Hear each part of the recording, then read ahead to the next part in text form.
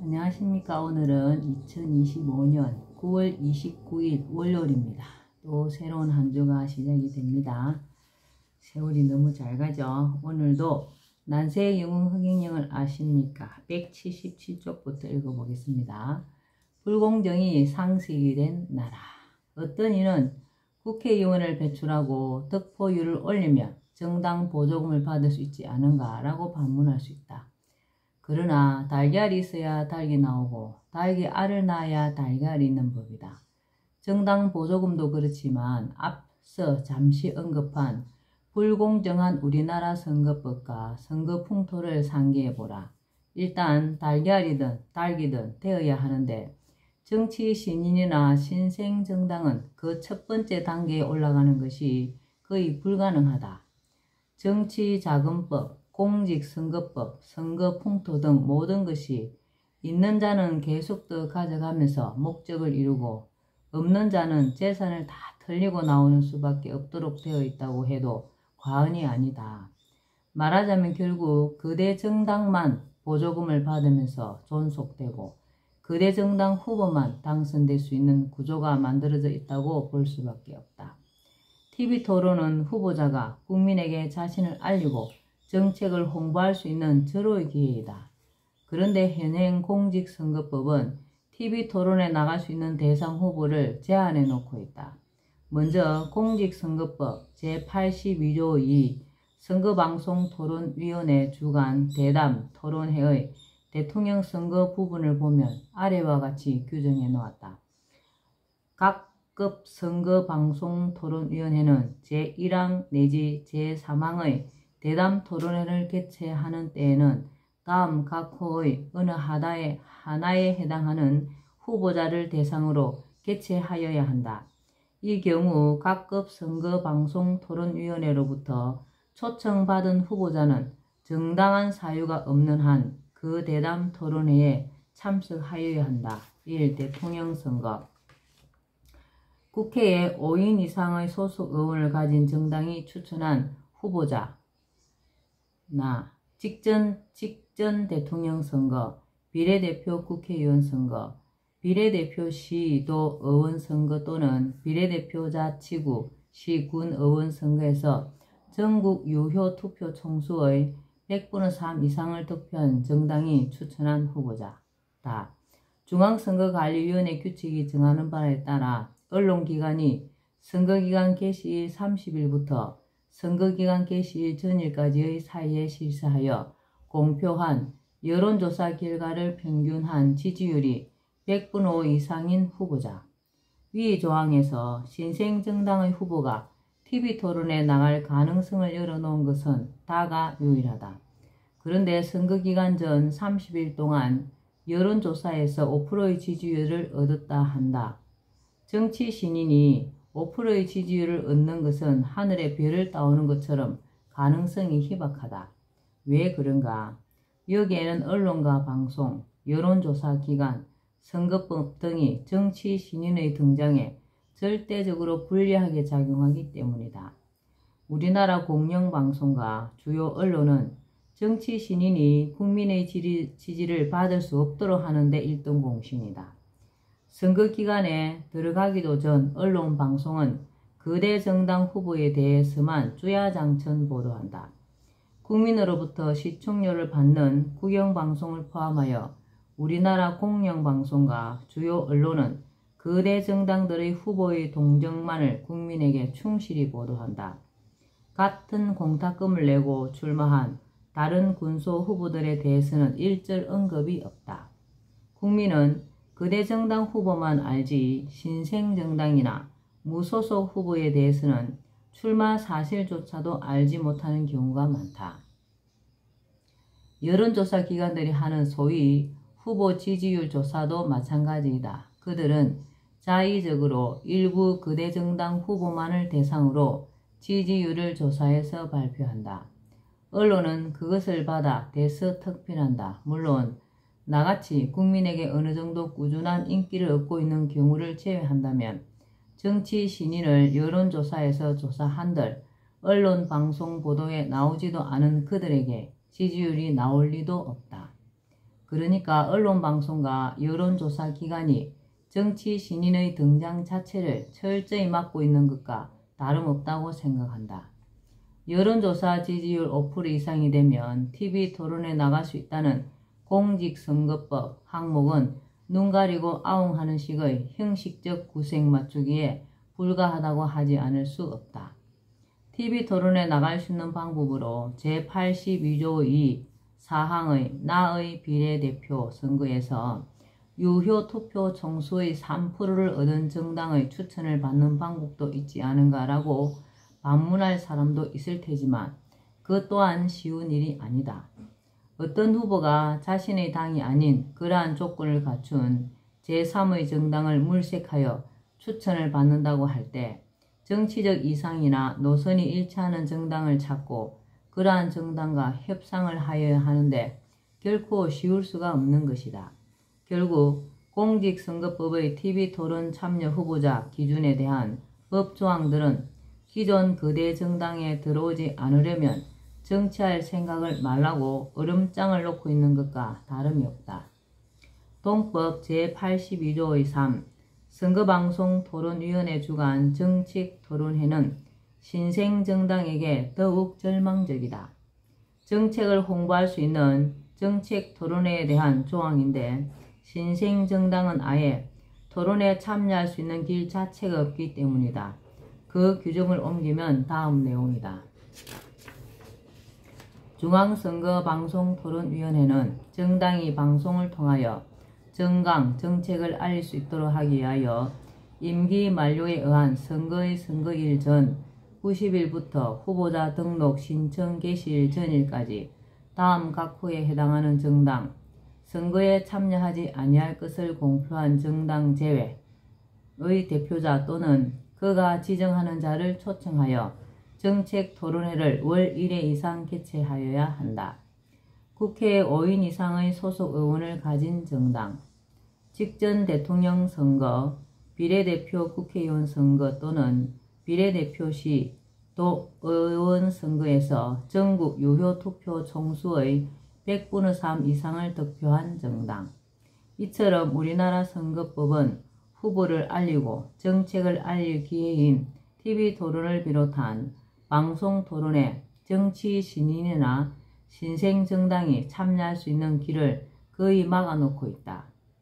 거대 정당 후보들은 수차례 방송에 나와 자신과 자신의 정책을 알린다. 반면 신생정당의 후보나 정치 신인들은 선거기간 동안 고작 한 차례씩 군소정당 후보들의 후보만 10분 연설회와 10분 토론만으로 공중파를 통해 정책을 알릴 수 있다. 후보당 단 10분이며 그것도 대부분 사람들이 시청하기 쉽지 않은 시간대에 편성된다. 그리고 개인적인 유세와 현수막, 벽보, 공보물, SNS 활동으로만 자신과 정책을 알릴 수 있을 뿐인데 이러한 활동마저도 선거 보조금을 받을 수 있는 정당 후보들에 비해 양적 질적으로 약세일 것은 말할 것도 없다. 이렇게 해서 치르는 선거 결과가 어떻겠는가?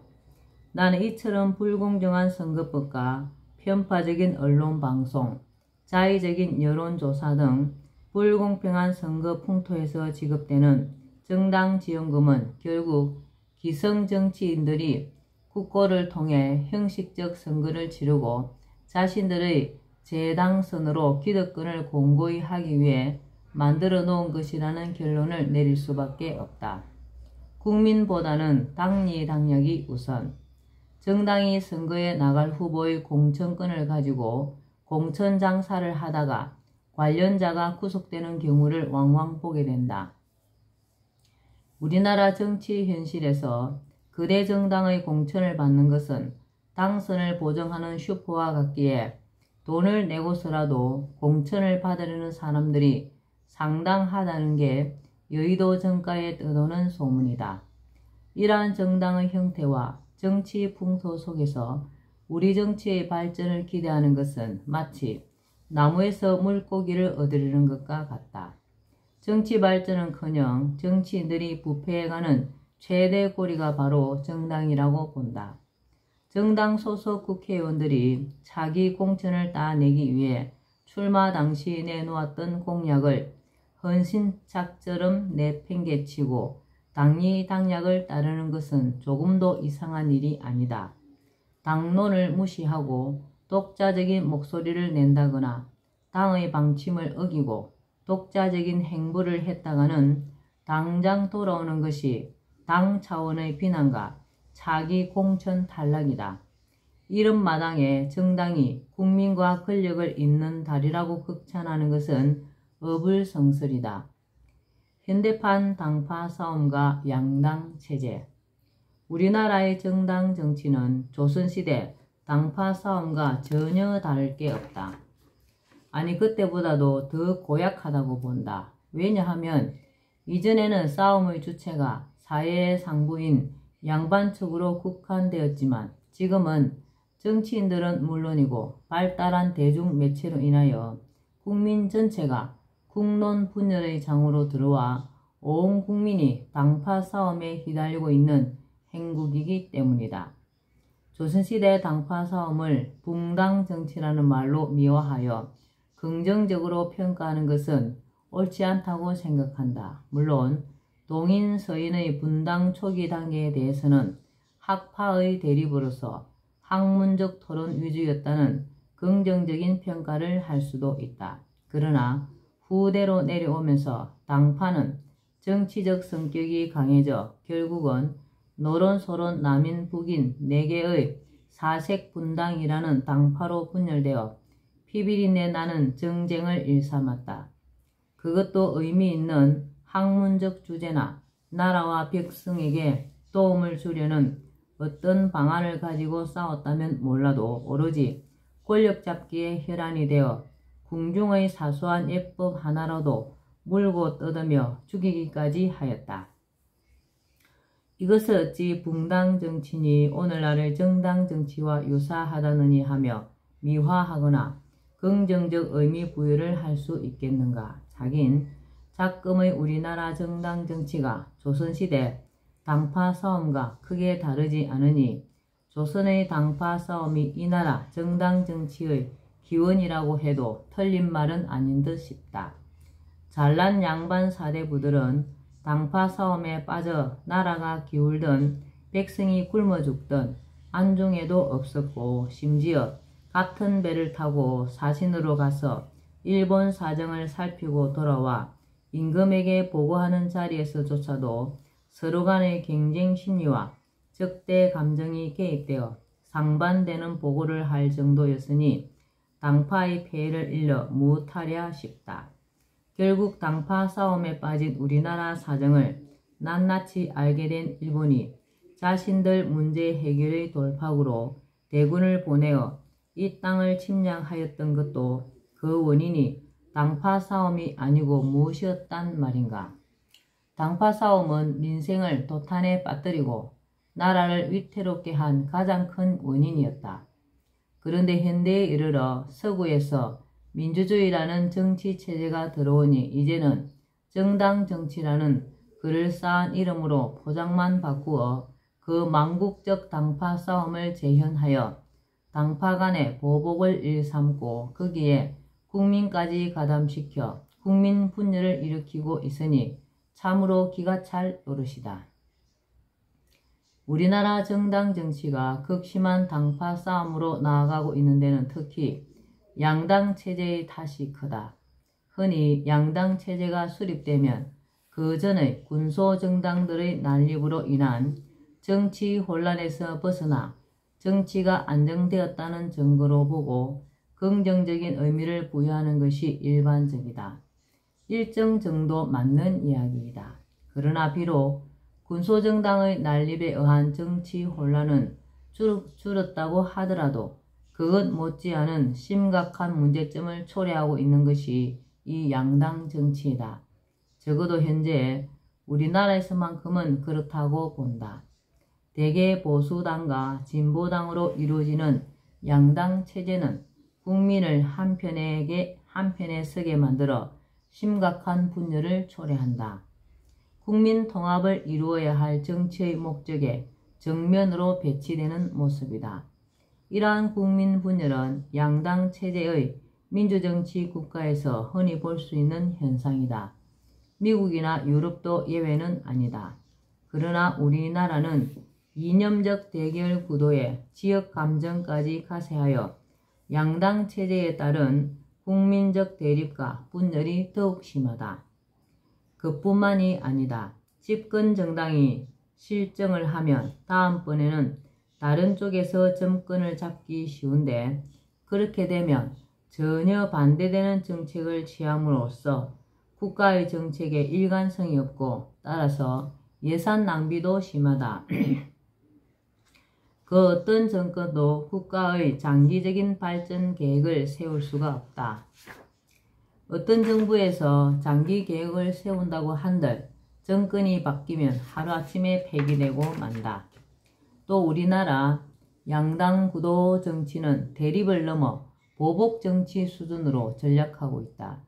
전임 위정자들은 정권을 넘기기가 무섭게 정치적 심판대에 올라 전 국민이 보는 앞에서 곤욕을 치르는 일이 반복하여 일어나고 있다. 그러다 보니 정치인들은 국민의 환심을 사서라도 권력을 유지하기 위해서 총력을 기울인다. 장기적인 국가 발전의 청사진을 제시하고 이를 실현해 가기 위한 현실적인 대안을 수립하기보다는 당장 성과가 나타나는 전시 행정에 치칠 수밖에 없다. 더구나 대통령부터 국회의원, 지자체장, 지자체의원 등이 모두 선출직이다 보니 양단 대립 구도가 중앙에서부터 지방 소단위까지 구석구석 반영되어 전시성 행정이 만연하여 예산이 낭비된다. 이 모든 것은 국민과 기업이 낸 헬세를 통해서 이루어진다. 양당 체제는 양당의 정치 이념과는 아주 다른 새로운 정책이나 뜻을 가진 신생정당 후보가 독자적으로 정계에 진출하는 것을 원천 봉쇄해버린다. 양당 중 하나에 들어가지 않고는 정계 진출이 거의 불가능하다. 앞서도 말했지만 군소정당이나 무소속으로 나가서는 우리나라의 불공정한 선거 풍토와 언론방송의 보도 형태 때문에 특별히 지명도가 높지 않은 한 국민으로부터 표를 얻기가 굉장히 어렵다. 특히 보수와 진보라는 두 개의 대립 정당에 대해 국민은 둘 다 마음에 들지 않아도 더 싫은 한쪽이 의석수를 더 많이 차지하는 것을 두려워하는 심리를 갖고 있다.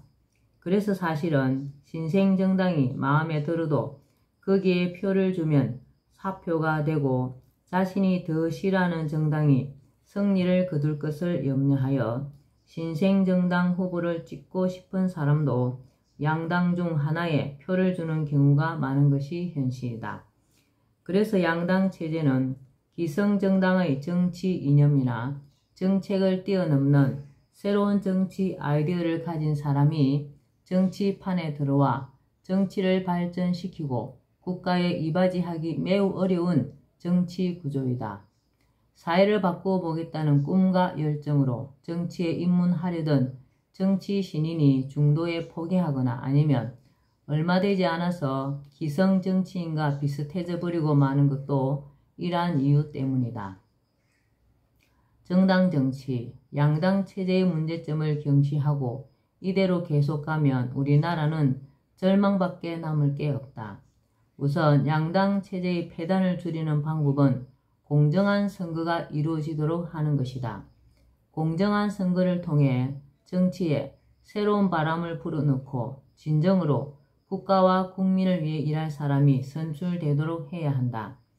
거대정당 후보가 아니어도 일단 후보가 되면 모든 후보를 공정하게 대해야 한다. 같은 기탁금을 내고 후보 등록을 했음에도 불구하고 군소정당이나 무소속 후보라고 여론조사나 언론방송에서 그들을 완전히 배제하고 기득권 정당 후보들만 조사하거나 보도해주는 불공정한 처사를 시정해야 한다. 후보의 기호 선정, TV토론, 여론조사, 언론방송 보도, 사전 선거운동, 선거비용 등 모든 것이 양당 후보에게 유리하고 다른 후보들은 피해를 볼 수 있는 현행 선거 풍토와 관행을 당장 바로잡아야 한다. 국회의원이 많은 정당 순서로 후보 기호를 1번, 2번으로 정해놓은 것도 공정선거에 어긋나는 자의적인 원칙에 불과하다고 본다. 추첨을 통해 정해야 공정하다. 그대 정당 후보에게만 유리한 선거법 조항은 모두 폐기하거나 개정해야 하고 부정선거 의혹을 불식하기 어려운 사전선거 제도는 없애야 한다고 생각한다. 군소정당이나 무소속에서도 얼마든지 당선자가 나올 수 있어야 양당 체제의 폐해를 막고 정치에 새 바람을 넣을 수 있다.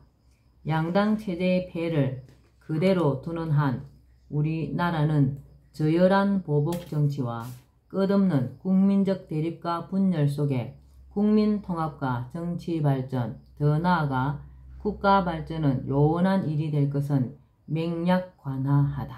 예, 오늘은 여기까지 읽겠습니다. 오늘도 흑영령을 많이 부르고 알려서 행복하고 뜻깊은 날 되시기 바랍니다. 감사합니다. 흑영령, 흑영령, 흑영령.